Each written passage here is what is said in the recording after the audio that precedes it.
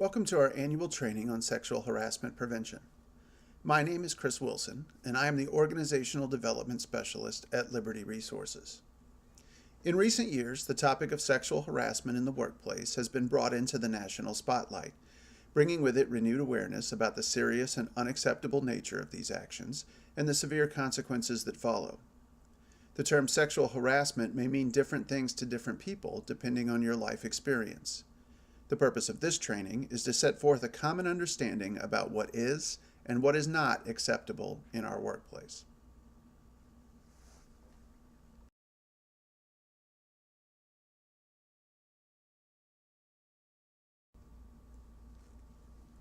New York State has long been committed to ensuring that all individuals have an equal opportunity to enjoy a fair, safe, and productive work environment. Laws and policies help ensure that diversity is respected and that everyone can enjoy the privileges of working in New York State. Preventing sexual harassment is critical to our continued success. Sexual harassment will not be tolerated. This means any harassing behavior will be investigated, and the perpetrator or perpetrators will be told to stop. It also means that disciplinary action may be taken if appropriate.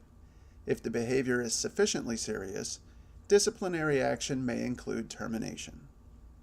Repeated behavior, especially after an employee has been told to stop, is particularly serious and will be dealt with accordingly. This training will help you better understand what is considered sexual harassment. It will also show you how to report sexual harassment in your workplace, as well as your options for reporting workplace sexual harassment to external state and federal agencies that enforce anti-discrimination laws. These reports will be taken seriously and promptly investigated, with effective remedial action taken where appropriate. What is sexual harassment? Sexual harassment is a form of sex discrimination and is unlawful under federal, state, and where applicable, local law. Sexual harassment includes harassment on the basis of sex, sexual orientation, self-identified or perceived sex, gender expression, gender identity, and the status of being transgender. Sexual harassment includes unwelcome conduct, which is either of a sexual nature or which is directed at an individual because of that individual's sex, when such conduct has the purpose or effect of unreasonably interfering with an individual's work performance or creating an intimidating, hostile, or offensive work environment, even if the reporting individual is not the intended target of the sexual harassment. Such conduct is made either explicitly or implicitly a term or condition of employment, or submission to or rejection of such conduct is used as the basis for employment decisions affecting the individual's employment. There are two main types of sexual harassment. Hostile environment. A hostile environment on the basis of sex may be created by any action previously described, in addition to unwanted words, signs, jokes, pranks, intimidation, physical actions, or violence, either of a sexual nature or not of a sexual nature, directed at an individual because of that individual's sex.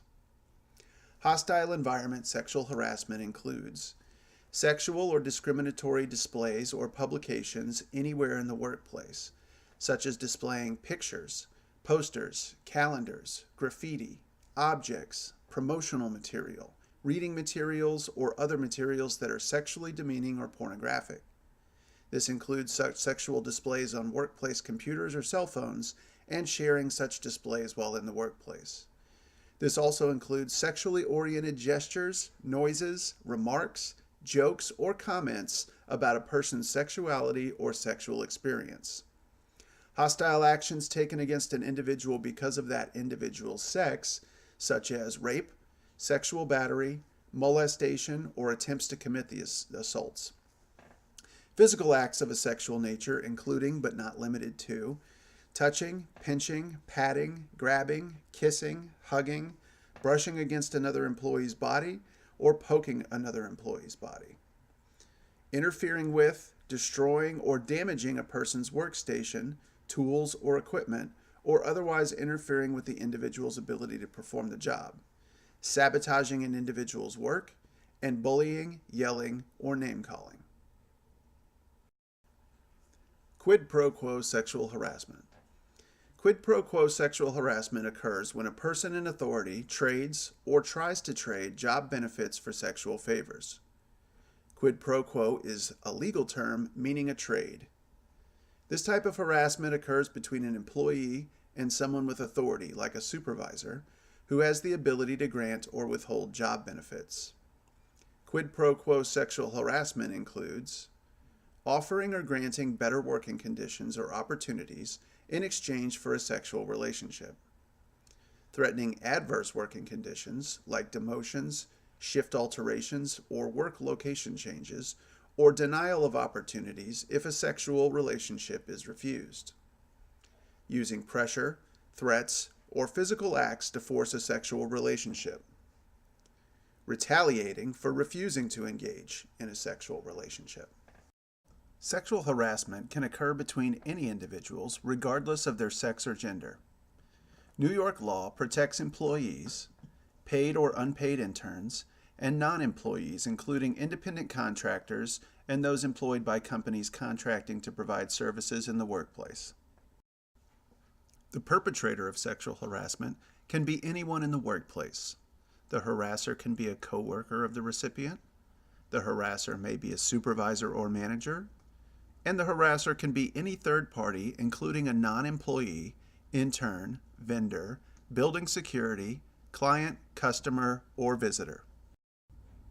Harassment can occur whenever and wherever employees are fulfilling their work responsibilities, including in the field, at any employee-sponsored event, trainings, conferences open to the public, and office parties.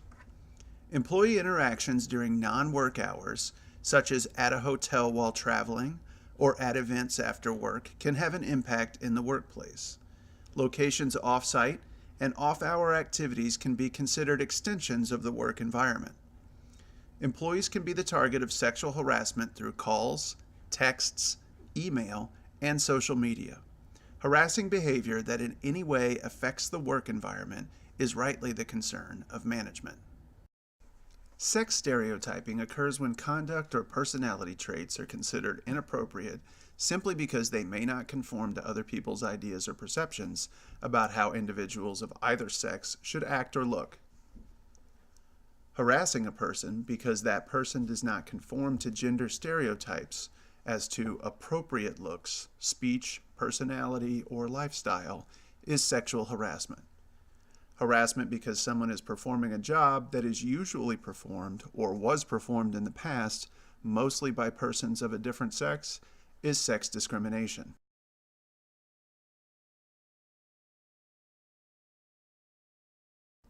Any employee who is engaged in protected activity is protected by law from being retaliated against because of that protected activity.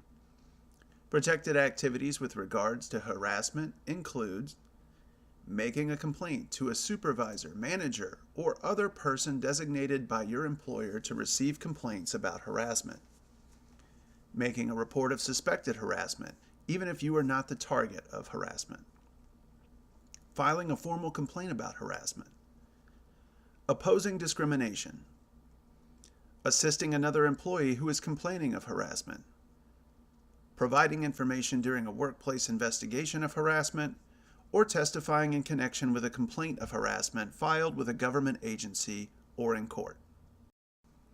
Retaliation is any action taken to alter the employee's terms and conditions of employment because that individual engaged in any of the above protected activities. Examples include demotions, harmful work schedules, or changes of location. Such individuals should expect to be free from any negative actions by supervisors, managers, or the employer motivated by these protected activities. Retaliation can be any such adverse action taken by the employer against the employee that could have the effect of discouraging a reasonable worker from making a complaint about harassment or discrimination.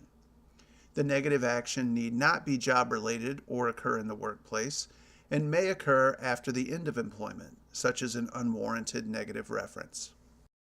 A negative employment action is not retaliatory merely because it occurs after the employee engages in protected activity. Employees continue to be subject to all job requirements and disciplinary rules after having engaged in such activity.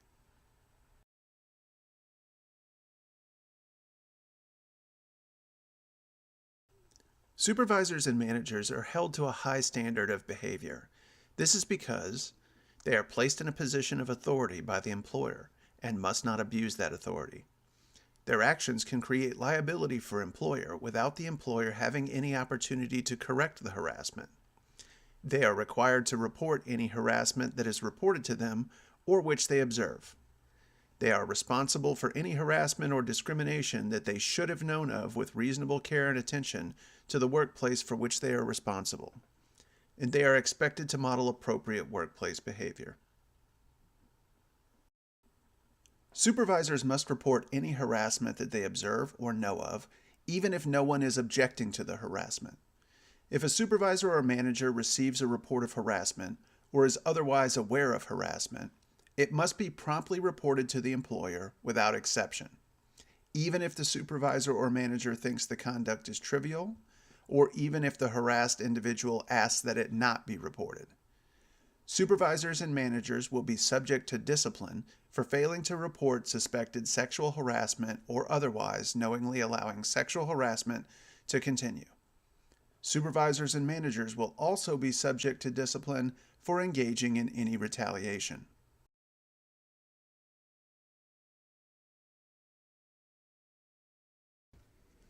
We cannot stop harassment in the workplace unless management knows about the harassment.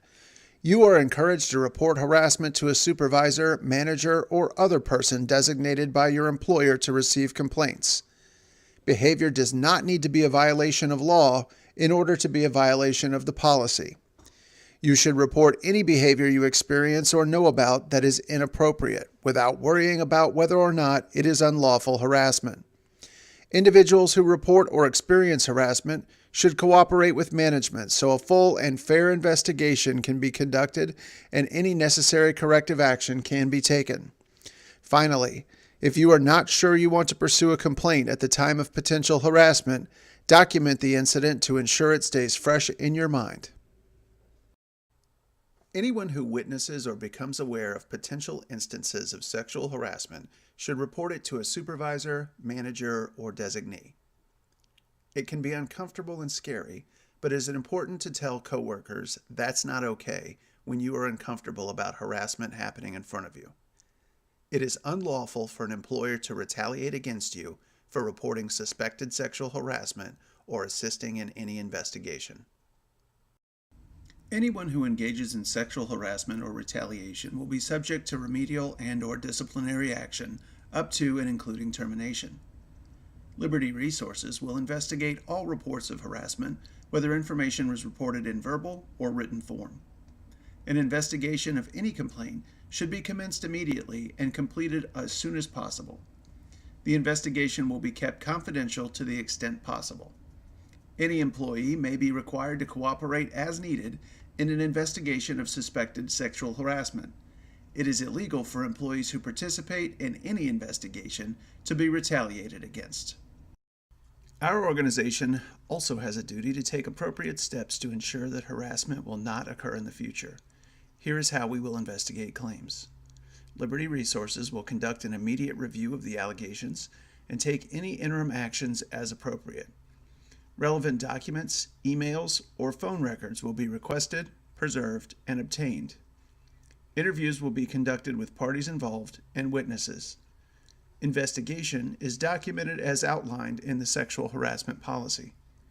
The individual who complained and the individuals accused of sexual harassment are notified of final determination and that appropriate administrative action has been taken. In addition to what we've already outlined, employees may also choose to pursue outside legal remedies as suggested below. A complaint alleging violation of the human rights law may be filed either with the Division of Human Rights or in New York State Supreme Court. Complaints may be filed with Division of Human Rights any time within 1 year of the alleged sexual harassment. You do not need to have an attorney to file. If an individual did not file at Division of Human Rights, they can sue directly in state court under the human rights law within 3 years of the alleged sexual harassment. An individual may not file with the Division of Human Rights if they have already filed a human rights law complaint in state court. For more information, visit www.dhr.ny.gov.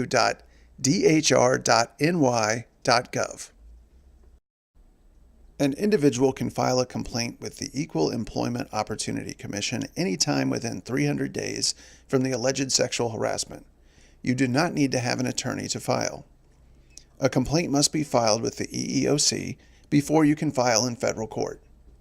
For more information, visit www.eeoc.gov. Please note, if an individual files an administrative complaint with the Division of Human Rights, the Division of Human Rights will automatically file the complaint with the EEOC to preserve the right to proceed in federal court. Many localities enforce laws protecting individuals from sexual harassment and discrimination. You should contact the county, city, or town in which you live to find out if such a law exists. Harassment may constitute a crime if it involves things like physical touching, coerced physical confinement, or coerced sex acts. You should also contact the local police department. Workplace harassment can be based on other things and is not just about gender or inappropriate sexual behavior in the workplace. Any harassment or discrimination based on a protected characteristic is prohibited in the workplace and may lead to disciplinary action against the perpetrator. Protected characteristics include age, race, creed, color, national origin, sexual orientation, military status, sex, disability, marital status, domestic violence victim status, gender identity, and criminal history. Much of the information presented in this training applies to all types of workplace harassment. Let's take a look at a few scenarios that will help explain the kind of behaviors that can constitute sexual harassment. These examples describe inappropriate behavior in the workplace that will be dealt with by corrective action, including disciplinary action. Remember, it is up to all employees to report inappropriate behavior in the workplace. Example 1. Not taking no for an answer. Leanne's coworker Ralph has just been through a divorce. He drops comments on a few occasions that he is lonely and needs to find a new girlfriend. Leanne and Ralph have been friendly in the past and have had lunch together in local restaurants on many occasions. Ralph asks Leanne to go on a date with him. Dinner and a movie. Leanne likes Ralph and agrees to go out with him. She enjoys her date with Ralph but decides that a relationship is not a good idea. She thanks Ralph for a nice time but explains that she does not want to have a relationship with him. Ralph waits 2 weeks and then starts pressuring Leanne for more dates. She refuses, but Ralph does not stop. He keeps asking her to go out with him. Question 1. When Ralph first asked Leanne out for a date, this was sexual harassment. True or false? False. Ralph's initial comments about looking for a girlfriend and asking Leanne, a coworker, for a date are not sexual harassment. Even if Leanne had turned Ralph down for the first date, Ralph had done nothing wrong by asking for a date and by making occasional comments that are not sexually explicit about his personal life. Question 2. Leanne cannot complain of sexual harassment because she went on a date with Ralph. True or false? False. Being friendly, going on a date, or even having a prior relationship with a coworker does not mean that a coworker has a right to behave as Ralph did toward Leanne. She has to continue working with Ralph, and he must respect her wishes and not engage in behavior that now has become inappropriate for the workplace. Leanne complains to her supervisor, and the supervisor reports her complaint to the person designated by her employer to receive complaints. Ralph is questioned about his behavior, and he apologizes. He is instructed by the designated person to stop. Ralph stops for a while, but then starts leaving little gifts for Leanne on her desk with accompanying love notes. The love notes are not overtly offensive, but Ralph's behavior is starting to make Leanne nervous, as she is afraid he may start stalking her. Ralph's subsequent behavior with gifts and love notes is not sexual harassment because he has stopped asking Leanne for dates as instructed. He is just being nice to Leanne because he likes her. True or false? False. Leanne should report Ralph's behavior. She was entitled to have effective assistance in getting Ralph to stop his inappropriate workplace behavior. Because Ralph has returned to pestering Leanne after being told to stop, he could be subject to serious disciplinary action for his behavior. Example 2. The boss with a bad attitude. Sharon transfers to a new location with her employer. Her new supervisor, Paul, is friendly and helps her get familiar with her new job duties. After a few days, when no one else is around, Paul comes over to Sharon's work area to chat. Paul talks about what he did last night, which was go to a strip club.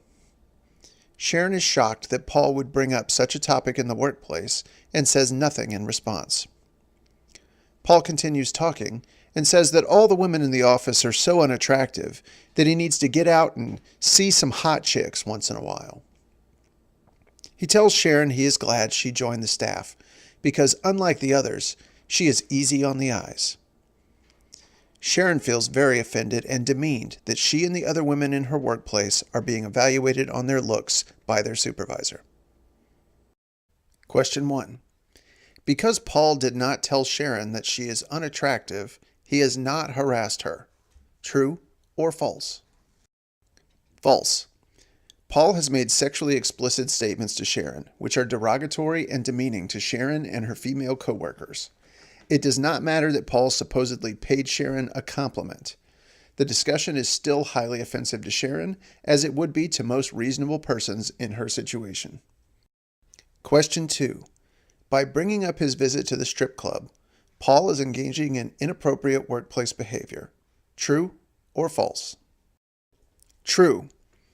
Simply bringing up the visit to the strip club is inappropriate in the workplace, especially by a supervisor, and it would be appropriate for Sharon to report this conduct. A one-time comment about going to a strip club is behavior that Paul would be told to stop, even though it probably would not rise to the level of unlawful harassment unless it was repeated on multiple occasions. Question 3. Paul should be instructed to stop making these type of comments, but this is not a serious matter. True or false? False. Paul's comments about the female employees are a serious matter and show his contempt for women in the workplace. Paul is required to model appropriate behavior and must not exempt contempt for the employees on the basis of sex or any protected characteristic. Sharon should not have to continue to work for someone she knows harbors such contempt for women, nor should the other employees have to work for such a supervisor. Management should be aware of this, even if the other employees are not, and Paul should be disciplined and most likely removed from his current position. Example 3. No job for a woman? Carla works for a licensed heavy equipment operator. Some of her male coworkers think it is fun to tease her. Carla often hears comments like, "Watch out, here she comes, that crazy woman driver," in a joking manner. Also, someone keeps putting a handmade sign on the only porta potty at the work site that says, "Men only." Question 1. Women in traditionally male jobs should expect teasing and should not take the joking comments too seriously. True or false? False. Whether Carla is being harassed depends in part on Carla's opinion of the situation. That is, whether she finds the behavior offensive. However, if at any point Carla does feel harassed, she is entitled to complain of the behavior and have it stopped, regardless of whether and for how long she has endured the behavior without complaint. Carla can always say when enough is enough. Question 2.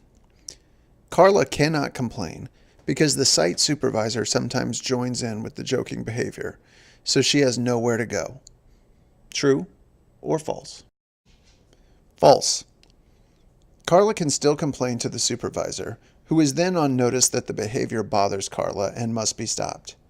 The supervisor's failure to take Carla's complaint seriously constitutes serious misconduct on his or her part.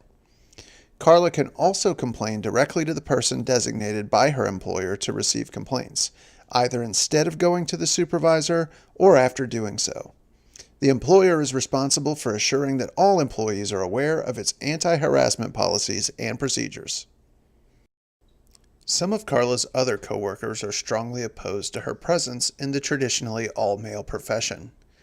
These coworkers have sometimes said things to her like, "You're taking a job away from a man who deserves it. You should be at home with your kids." And, "What kind of mother are you?" Also, someone scratched the word bitch on Carla's toolbox. Question 3. These behaviors, while rude, are not sexual harassment because they are not sexual in nature. True or false? False. These behaviors are directed at her because she is a woman and appear to be intended to intimidate and cause her to quit her job. While not sexual in nature, this harassment is because of her sex and will create a hostile work environment if it is sufficiently severe or frequent. Carla complains about the jokes and other behaviors, and an investigation is conducted. It cannot be determined who defaced Carla's toolbox. Her coworkers are told to stop their behavior or face disciplinary charges. The supervisor speaks with Carla and tells her to come to him immediately if she has any further problems. Carla then finds that someone has urinated in her toolbox. Question 4. There is nothing Carla can do because she can't prove who vandalized her toolbox. True or false? False. Carla should speak to her supervisor immediately or contact any other person designated by her employer to receive complaints directly. Although the situation has become very difficult, it is the employer's responsibility to support Carla and seek a solution. An appropriate investigation must be promptly undertaken and appropriate remedial action must follow. Example 4. Too close for comfort.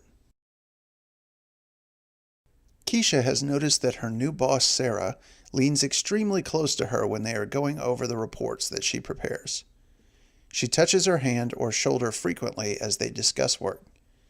Keisha tries to move away from her in these situations, but she doesn't seem to get the message. Question 1. Keisha should just ignore Sarah's behavior. True or false? False. If Keisha is uncomfortable with Sarah's behavior, she has options. If she feels comfortable doing so, she should tell Sarah to please back off because her closeness and touching make her uncomfortable. Another option is to complain directly to a person designated by her employer to receive complaints, who will speak with Sarah. Although this may not be sufficiently severe or pervasive to create an unlawful harassment situation, unless it was repeated by Sarah after she was told to stop, there is no reason for Keisha to be uncomfortable in the workplace. There is no valid reason for Sarah to engage in this behavior. Before Keisha gets around to complaining, Sarah brushes up against her back in the conference room before a meeting. She is now getting really annoyed, but still puts off doing anything about it. Later, Sarah traps Keisha in her office after they finish discussing work by standing between her and the door of the small office. Keisha doesn't know what to do, so she moves past her to get out. As she does so, Sarah runs her hand over Keisha's breast. Question 2. Sarah's brushing up against Keisha in the conference room could just be inadvertent and does not give Keisha any additional grounds to complain about Sarah. True or false? False. Sarah is now engaging in a pattern of escalating behavior. Given the pattern of her too close and touching behavior, it is unlikely that this was inadvertent. Even before being trapped in Sarah's office, Keisha should have reported all of the behaviors she had experienced that made her uncomfortable. Question 3. Sarah touching Keisha's breast is inappropriate, but it is probably not unlawful harassment because it only happened once. True or false? False.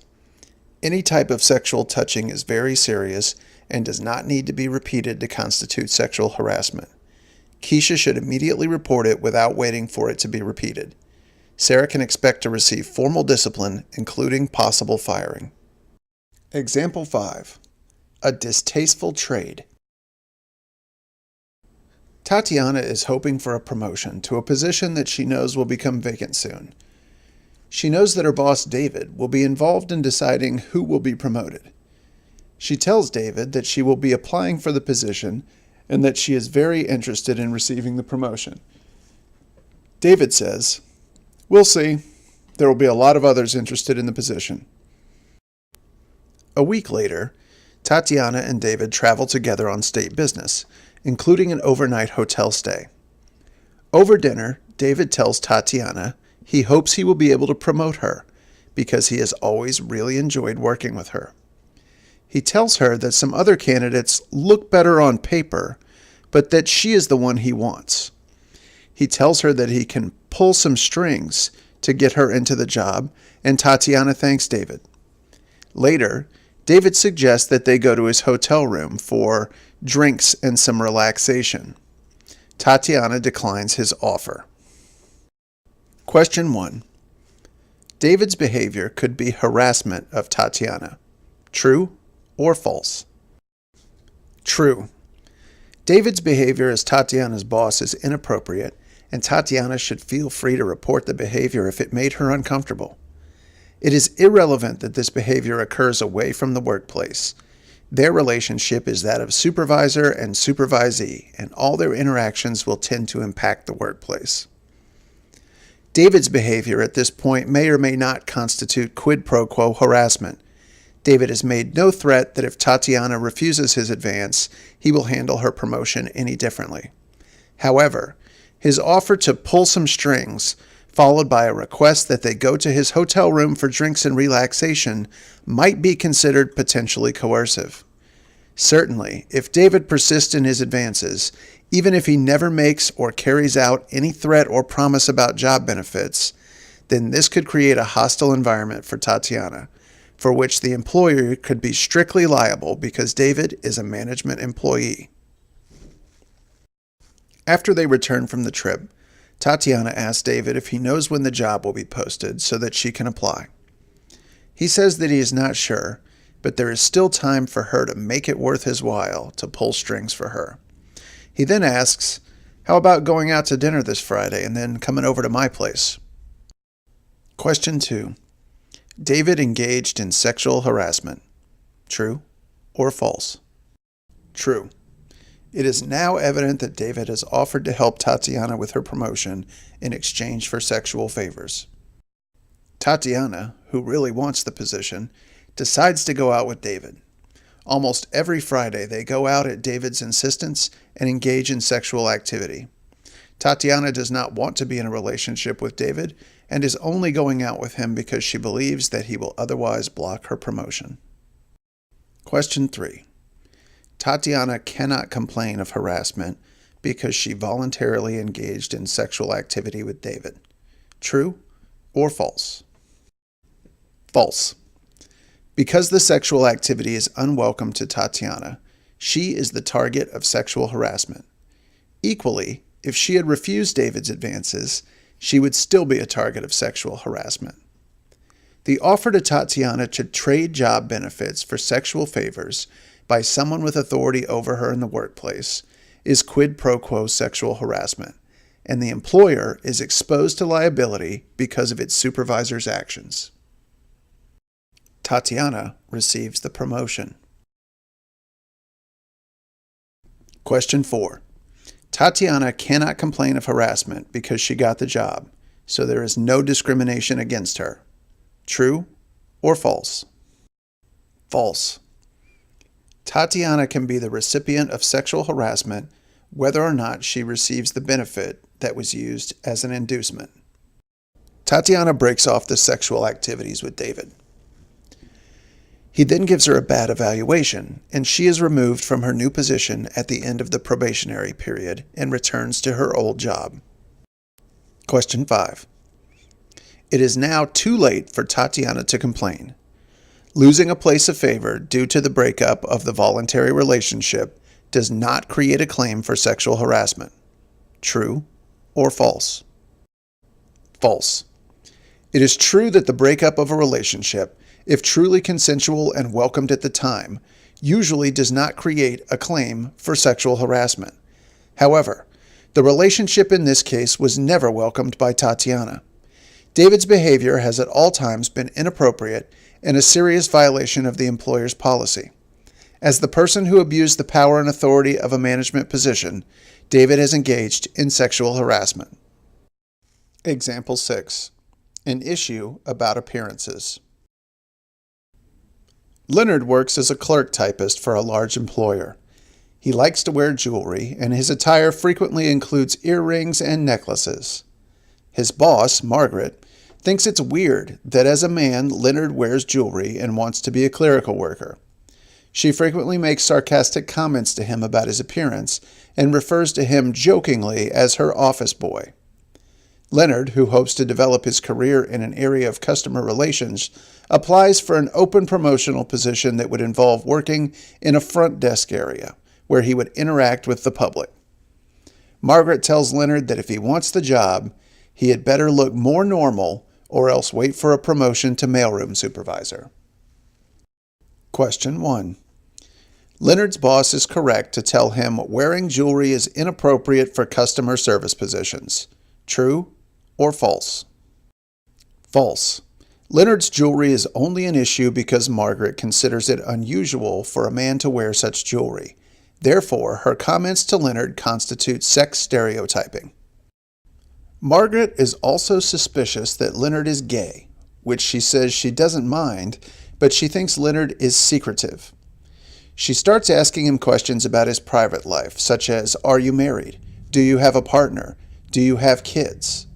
Leonard tries to respond politely no to all of her questions, but is becoming annoyed.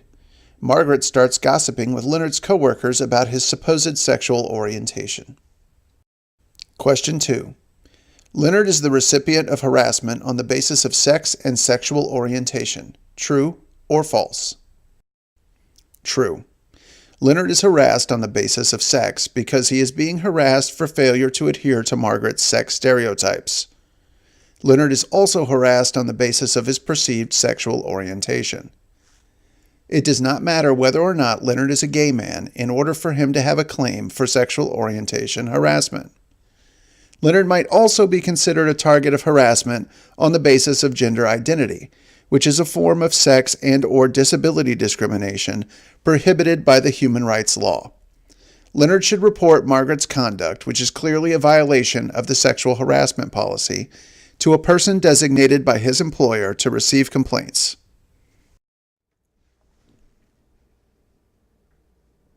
Leonard decides that he is not going to get a fair chance at the promotion under these circumstances, and he complains to the employer's designee about Margaret's behavior. The designee does an investigation and tells Margaret that Leonard's jewelry is not in violation of any workplace rule, that she is to consider him for the position without regard for his gender, and that she must stop making harassing comments, asking Leonard intrusive questions, and gossiping about his personal life. Margaret stops her comments, questions, and gossiping, but she then recommends a woman be promoted to the open position. The woman promoted has much less experience than Leonard and lacks his 2-year degree in customer relations from a community college.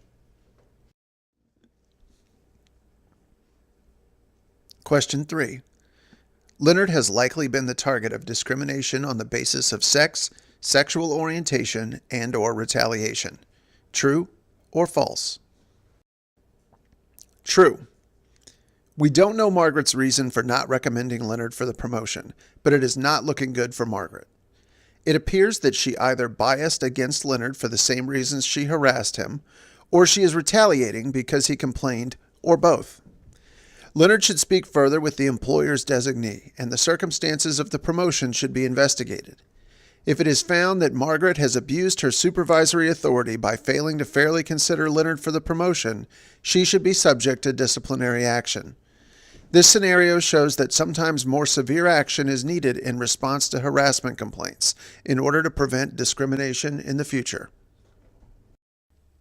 After this training, all employees should understand what we have discussed, including how to recognize harassment as inappropriate workplace behavior, the nature of sexual harassment, that harassment because of any protected characteristic is prohibited, the reasons why workplace harassment is employment discrimination, that all harassment should be reported, that supervisors and managers have a special responsibility to report harassment.